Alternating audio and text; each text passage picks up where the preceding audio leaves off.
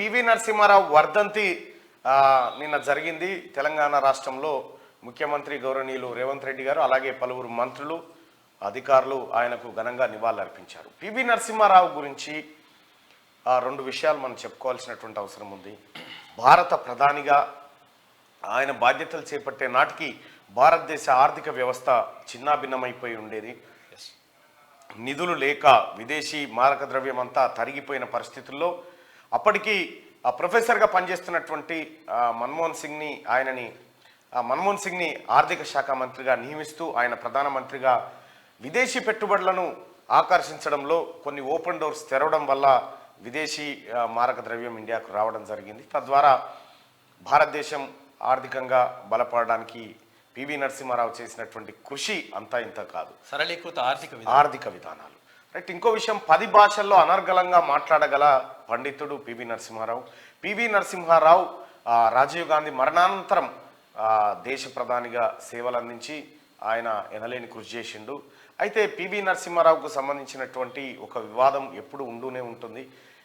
పదే TRS party చెప్తుంది చేస్తుంది, పివి నరసింహారావును అవమానించారు అనేటువంటి మాట చెప్తాడు కేసీఆర్. అయితే విషయం ఏంటంటే పివి నరసింహారావు గారు చనిపోయినప్పుడు కేసీఆర్ గారు ఢిల్లీలో ఉండగానే ఇట్లా తొంగి చూసినోడు కాదు, మళ్ళీ ఇట్లా తొంగి కూడా చూడలే. సో అది ఆయన వ్యక్తిగతమైనటువంటి అంశం. ఇక ఆ తర్వాత ఆయన చనిపోయిన తర్వాత పివి నరసింహారావు పేరును వాడుకోవడానికి ఆయన కూతురికి ఎమ్మెల్సీ పట్టభద్రుల ఎమ్మెల్సీ ఎన్నికల్లో ఆమె నిలబెట్టి ఇక రకరకాల హంగామాలు చేసుకుంటూ వచ్చిండు కేసీఆర్. బతుకున్నప్పుడు మనినప్పుడు మంచి నిలబోయాడు. ఇప్పుడు ఎన్నడో నాడు కొండా లక్ష్మణ్ బాపూజీ వర్ధంతి కూడా చేస్తాడు కేసీఆర్. ఎందుకంటే ఆయన చనిపోతే కనీసం ఏంటో తొంగి చూడలే. ఆయన ఇల్లే టీఆర్ఎస్ పార్టీ ఆఫీస్కి ఉండేవి ఒకప్పుడు. ఇవన్నీ జరుగుతూ ఉంటాయి కామన్గా. కాకపోతే ఏంటంటే పివి నరసింహారావు ప్రధానిగా నియమించబడ్డ తర్వాత నంద్యాల నుంచి ఆయనను పోటీలో దించడం జరిగింది. నంద్యాల నుంచి ఆయన పోటీ చేస్తే ఎన్టీ రామారావు అప్పట్లో పివి నరసింహారావు పైన ఎవరిని పోటీ పెట్టొద్దండు, నంద్యాల నుంచి భారీ మెజార్టీ ఇచ్చి ఆయన్ని లోక్సభకు పంపించడం. తర్వాత 5 ఏళ్ల పాటు సంకీర్ణ ప్రభుత్వాన్ని నడపడం అంత ఈజీ విషయం కాదు. సంకీర్ణ ప్రభుత్వాన్ని 5 ఏళ్ల పాటు నడిపించి ఒక చరిత్ర సృష్టించాడు పివి నరసింహారావు గారు. పివి నరసింహారావు గారి వర్ధంతి సందర్భంగా కాంగ్రెస్ శ్రేణులు, ఆయన అభిమానులు, కాంగ్రెస్ పార్టీ, ముఖ్యంగా రాష్ట్ర ప్రభుత్వం, ముఖ్యమంత్రి రేవంత్ రెడ్డి గారు వీళ్ళంతా ఘనంగా ఆయనకు నివాళులు అర్పించడం జరిగింది.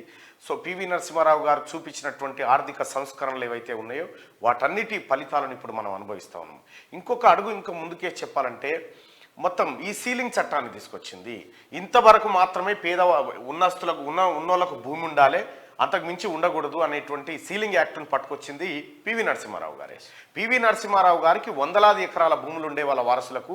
అయితే ఆయనే ముఖ్యమంత్రిగా ఉన్నప్పుడు సీలింగ్ యాక్ట్ తీసుకొచ్చి నాకు ఇన్ని భూములు అవసరం లేదు, సీలింగ్ యాక్ట్ ప్రకారం గింతే ఉండాలని మిగతా భూములను పేదలకు పంచినటువంటి గొప్ప మానవతావాది పివి నరసింహారావు గారు. అయితే ఆయనేమో పేదోళ్ళకు భూములు పంచిండు. ఇప్పుడున్న మన కల్వకుంట్ల చంద్రశేఖరరావు గారేమో పేదోళ్ళ భూములు గుంజిండు, దాన్ని పెట్టి దాన్ని గుంజిండు, ఆయన్నేం పంచిండు. ఇక కేసీఆర్కు పివి నరసింహారావుకు పోలిక మనం పెట్టలేము, పెట్టినా కూడా మహాపాపం, అది ఆ పాపం చేయదలుచుకోలేదు.